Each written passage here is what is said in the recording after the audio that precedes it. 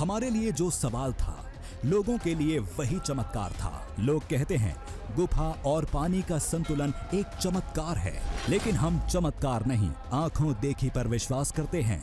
इसके लिए हमें अंदर जाना होगा। भीड़ को देखते हुए ये मुश्किल लग रहा था।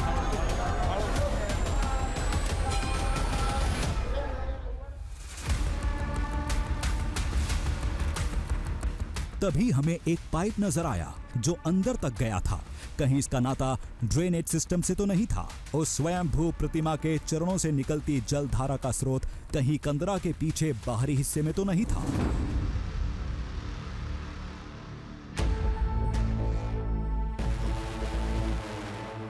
हमने सोचा पहले इन सवालों के जवाब तलाशते हैं, तब तक भीड़ भी कम हो जाएगी।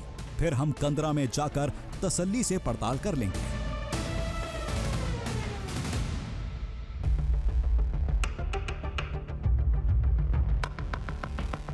हमने पूरे धाम के कई चक्कर लगाए, कंदरा के पीछे वाले इलाके में भी गए। एकदम से पीछे कोई स्रोत नहीं दिखा जैसा हमने सोचा था, लेकिन ये पूरा इलाका पहाड़ियों से घिरा था, तो जमीन के किसी अंदरूनी स्रोत को खारिज भी नहीं किया जा सकता।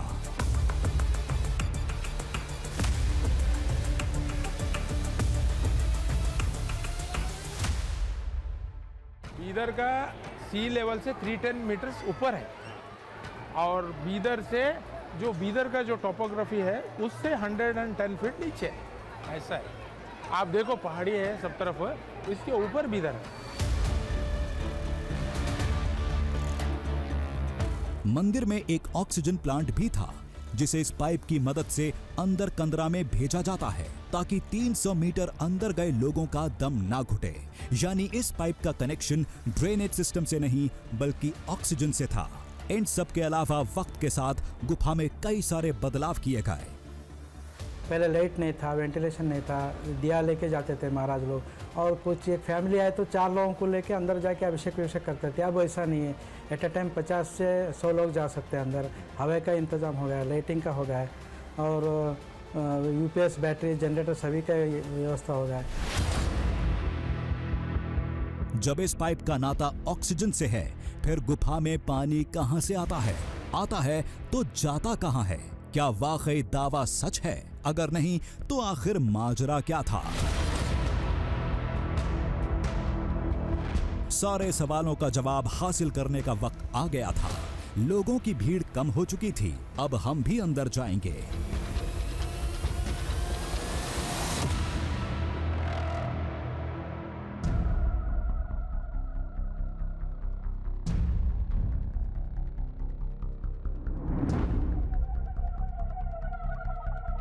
देखिए, अब हम उस स्थान पर पहुंच चुके हैं जहां से आगे का रास्ता इस पानी के जरिए हमें तय करना जरूरी है।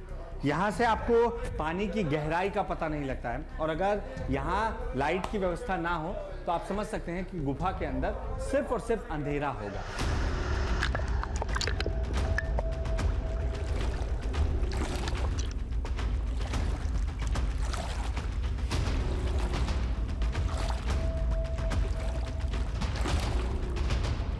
थोड़ी देर में आरती होने वाली थी। उससे पहले गुफा खाली कराई जाती है। पुजारी के आने से पहले हमें अपनी पड़ताल को अंजाम देना था।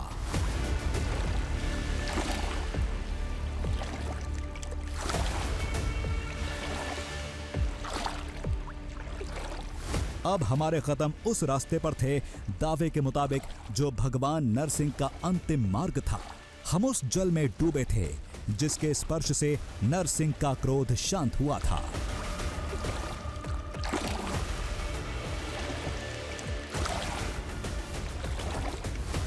एक बात चौंकाने वाली थी, ये पानी जितना ऊपर से शांत दिखता है, अंदर इसमें उतनी ही हलचल थी।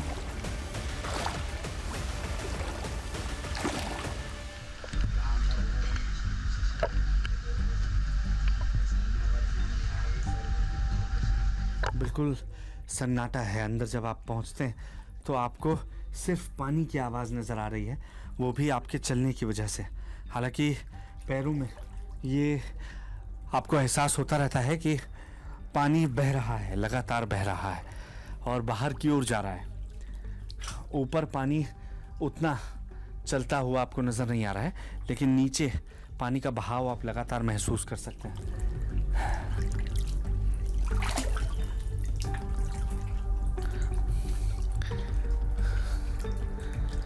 आखिर ये तेज धारा कहां से आती है? नरसिंह देव की उसी स्वयंभू प्रतिमा से, दावे के मुताबिक जो सतयुग में अपने आप प्रकट हुई थी।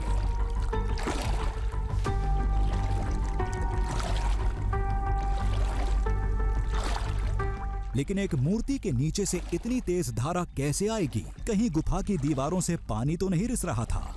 हमने गौर से परखा, लेकिन कुछ नहीं दिखा।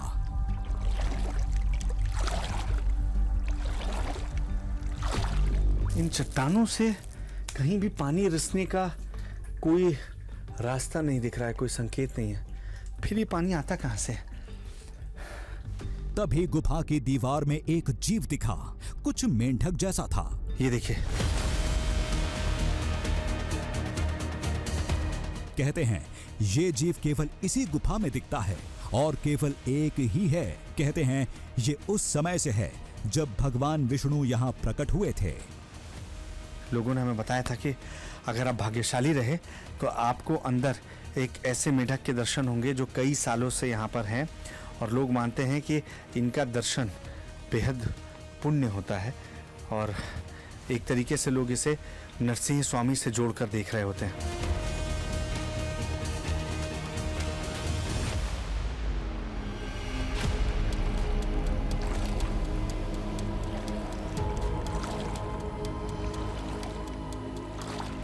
ऑक्सीजन की पाइप अंदर तक थी, जिसकी वजह से दम नहीं घुट रहा था। 100 कदम और 7 मोड़ के बाद गर्भगृह नजर आने लगता है। अंतिम मोड़ करीब ही था, सब कुछ ठीक था, फिर भी अकेले में पानी में तैरते एक अंधेरी गुफा में बढ़ते जाना एक अजीब सा अनुभव था। आपको बिल्कुल यकीन नहीं होगा, अभी यूं तो आप जो रास्ता देख रहे हैं उसमें मुझसे कुछ ही फीट की दूरी पर आपको छत नजर आ रही है, लेकिन क्या आप ये अंदाजा लगा सकते हैं कि मैं जहां हूं, जिस रास्ते पर गुजर रहा हूं, मेरे ऊपर 100 फीट से बड़ा पहाड़ मौजूद है, और उसकी गर्त में हम इस रास्ते से होकर आगे बढ़ रहे हैं।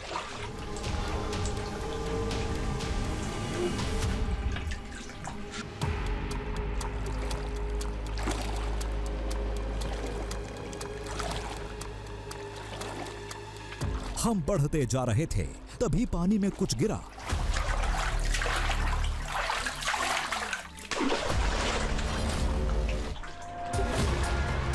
शायद कोई पत्थर था, फिर हम चौंके। पैर में कुछ है, एक सेकंड, कुछ है क्या पैर में? पैरों में एक पॉलिथीन फंसा था। इस चीज के मिलने की हमें थोड़ी भी उम्मीद नहीं थी।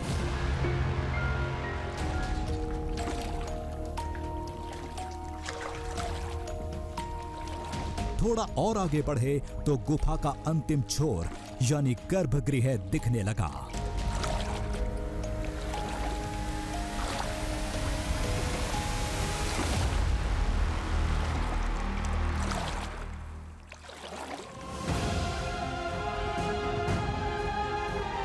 करीब पहुंचते ही ठीक सामने चांदी की छत्र में भगवान नरसिंह की स्वयंभू प्रतिमा दिखी।